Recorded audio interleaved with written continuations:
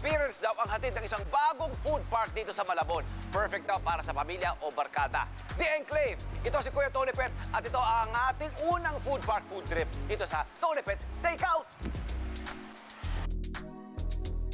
Iniimbitahan ko po kayo sa pinakabagong food park po dito sa Malabon, ang Enclave Malabon. Ito po ay nagsimula noong July 15, 2023. At dito po sa loob, makikita po natin ang maraming mga food stalls including Indian, Mexican, Filipino classics. At meron din po tayong man cave na isa pong entertainment na venue para po sa lahat ng ating mga katropa. Ang Enclave Malabon po ay matatagpuan sa 287 Governor Pascual Avenue, Catmon, Malabon. Ang socials po namin sa Facebook, Enclave Malabon po.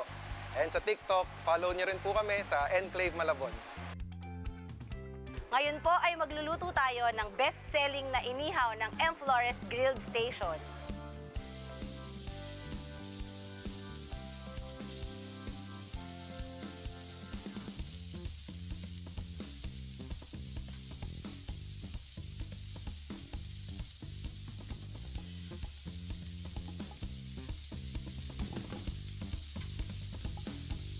Ayan na. Thank you, M. Flores. Salamat po. Thank you po. Yan. Yun o. Tingnan nyo naman.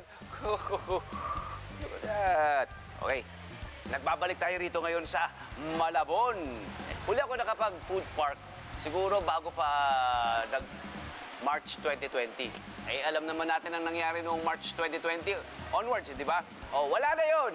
Balik na tayo sa labas. Na-excite ako kasi bumabalik na ang sigla, ng pagkain.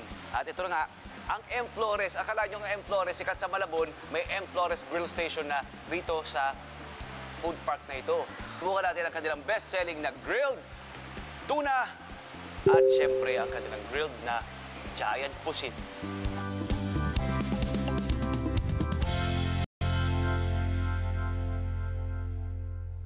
Java rice sila. Siyempre, yung kanilang sikat na M. Flores barbecue.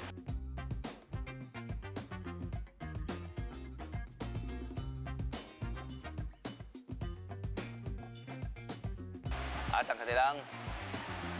kanilang cheesy scallops.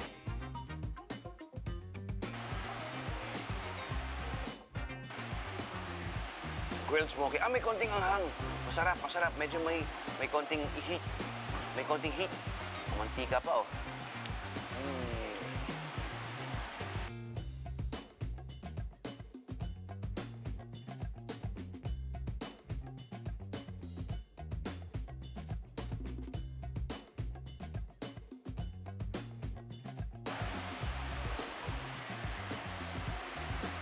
Barbecue.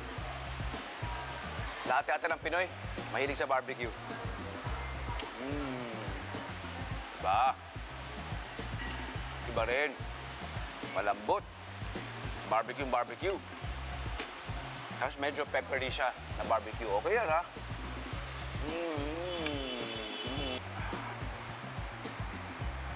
Haha! Ang taba, oh. Mamantika pa. Lumalabas pa yung juice ng tuna, oh. Why not?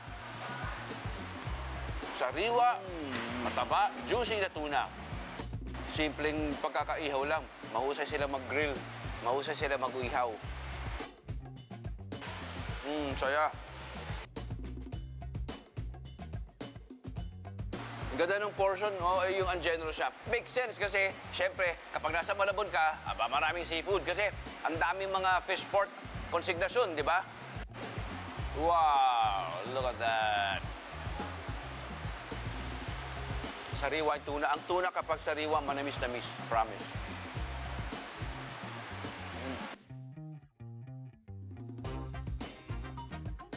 Pusit! Wow! Sibuyas na pula, kamatis. Ang lambot ng pusit na yun, no? Yun ang kailangan mo rito, actually. Di ba? Gusto mo mag-ihaw ng lumot, saksakan mo lang ng sariwang kamatis, sibuyas.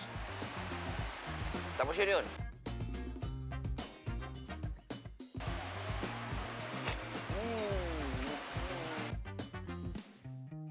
Sulit ang punta nyo rito.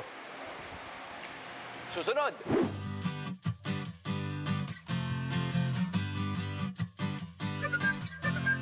Sige po. Alright. Let's do this. Ayun na. Marami na mga tao. Kailangang makauna-una na. Ito, mula sa Chicks to Go. Kanilang garlic parmesan, cheesy chicken, and sweet and spicy. Parmigiano. Ito, gusto ko yung simpleng lasa lang niya. Yung garlic parmesan, yung parmigiano niya, and then may butter. Sarap na may butter. Cheesy chicken, look at that. Why not? Do you know? Para siyang garlic parmesan, kasi keso rin yan. Pero ito, creamy cheese naman. Pwede. Sweet and spicy. Oh, yun o.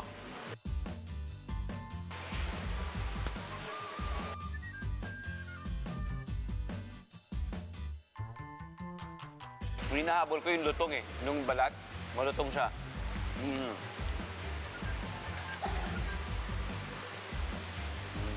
Marami kayong pagpipilian. Iba't ibang klase ng wing combo. O, next.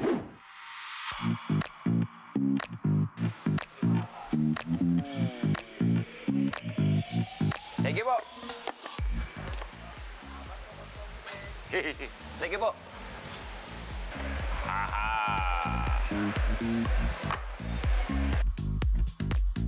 Ito ay mula roon sa Golden Kotai. Itong dim sum platter nila ay may century egg. Japanese siomai din sila. May shark's fin at may pork and shrimp siomai.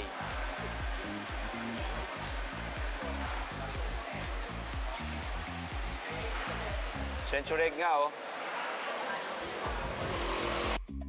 Hindi mo kailangan ng sausawan. Masarap na itong dim sum nila, malinamnam.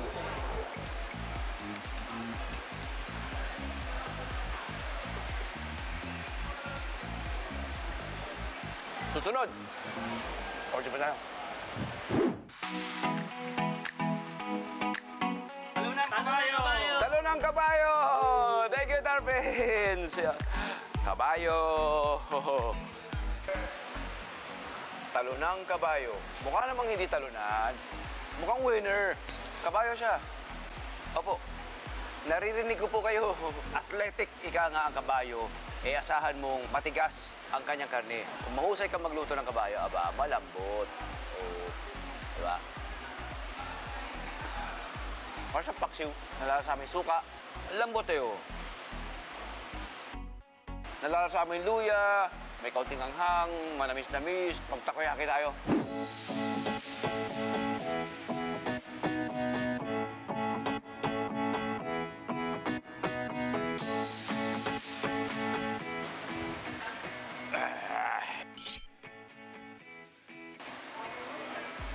Ito lang ang takoyaki na malutong, tuloy, masarap kainin.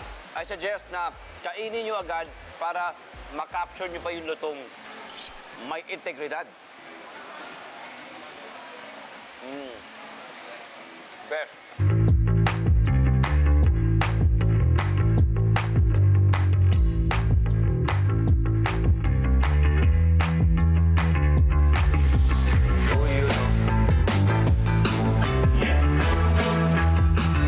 Century egg nga, oh.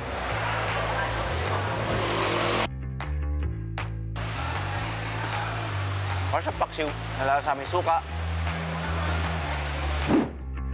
Chicken biryani, chicken biryani, chicken biryani, chicken biryani, chicken biryani. Thank you po. Salamat po. Salamat po. Thank you po. Tingnan nyo naman, oh. Tingnan nyo naman. Chicken biryani sa Malabon. Bombay Magic Cuisine. Nice biryani! Chicken biryani! Chicken biryani, chicken biryani, chicken biryani. Biryani, chicken biryani. Lambot. Alam mo ilang oras itong pinakuluan sa spices. Very Middle Eastern. Ganda ng green ang hagod ng heat. Saka all the spices, pasok na pasok sa loob ng manok. Fantastic. Good job, Bombay Magic. Next. Oh,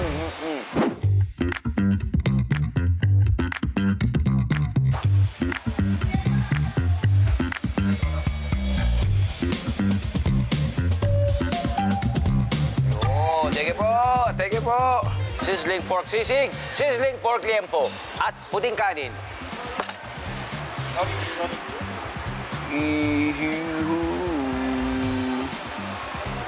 Euro.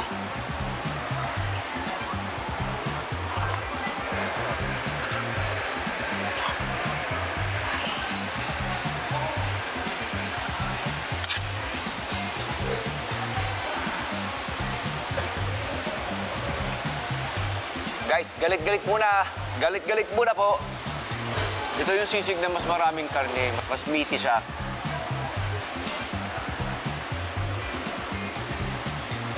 Ito naman, sizzling pork liempo. Ayun yung liempo, oh. Tapos may gravy. Ang daming liempo nito, ha, sa isang sizzling plate. Akalain mo pwede pa nang gawing sizzling liempo gravy dish ito. Susunod. Ayun, thank you po. Salamat po. Thank you, Mexinoy. Nachos by Mexinoy. Kaunti yung karne, pero nakikita mo maraming keso. Iba't ibang klase ng keso. Gusto naman ng mga Pinoy ito, makeso.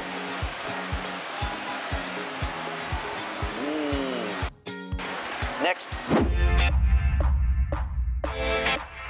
Famous Bites Empanada. May chicken and pork. So far, guys, ha, mahuhusay lahat. Ang sarap. Walang tapon. Kayo kaya?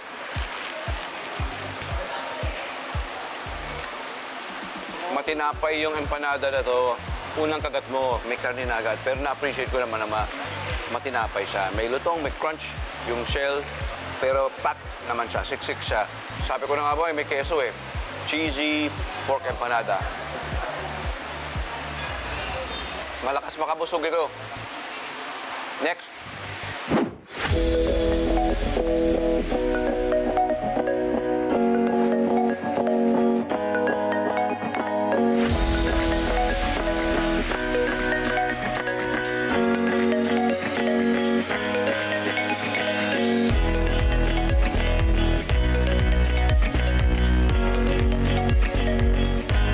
Thank you, gringos. Let's go. So, yung food park, kompleto. Diba? Mula sa appetizer, sa mains, dessert, sa drink. Ito yung bestseller daw ng Gringos. Ozy. Okay.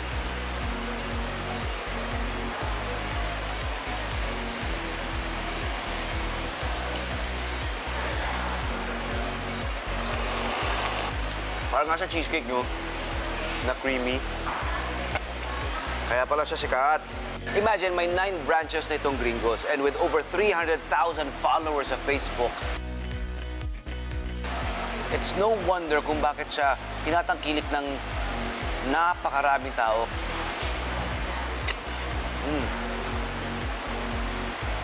Ito naman may kape. Ito yung mga ingredients na nagpapapanalo sa Gringos. Topping sila na rin mismo ang gumagawa. And that's a big plus para sa akin. Uy, matcha nga. Okay yun. Matcha for the win. Hindi ako makapili. Walang tapon. Ito ay ponga! Ah, yun yung angot niya. Grabe, oh. Wild.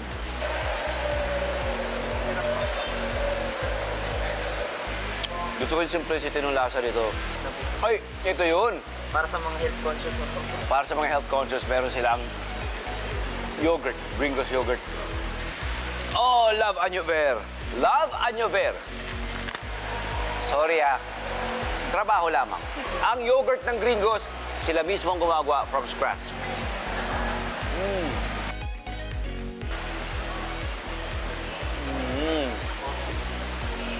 Thank you, Gringos. Ito na, ang ating take-out. Good job. Good job, Enclave. Good job sa lahat ng ating mga food hub dito. Bayan ng Malabon mismo. Malabon, Malabon, Malabon. Ikaw pa rin talaga. Saan nyo pa tayo gustong magpunta? Ano pang gusto natin matikman? Aba, kindly key them in sa official Facebook page ng Net25. Ito po si Kuya Tony Pet mula sa Malabon. At ito, ang Tony Pet's Takeout.